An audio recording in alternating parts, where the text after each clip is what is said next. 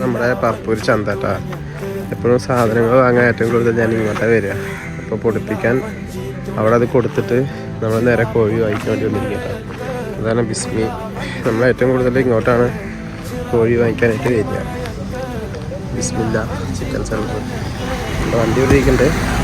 ഇക്കാലത്ത് കോഴി പറഞ്ഞിട്ടുണ്ട് കേട്ടോ. അപ്പോൾ കോഴിക്കട വെട്ടിക്കൊണ്ടിരിക്കുന്നുണ്ട്. കോഴി വാങ്ങി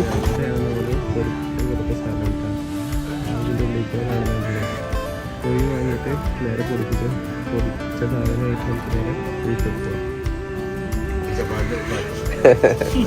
അപ്പോൾ ഓക്കെ, അങ്ങനെ നമ്മുടെ വീടെത്തിയിട്ടാ. സാധനങ്ങളായിട്ട് കോഴിയൊക്കെ ആയിട്ട് ഉള്ളിൽ പോയിട്ട് ബാക്കി പരിപാടി കാണാം. അപ്പോൾ കോഴി ഉമ്മാടെ കഴുകിക്കൊണ്ടിരിക്കുന്നുണ്ട് കേട്ടാ. അത് മാത്രമല്ല മുളക് പൊടി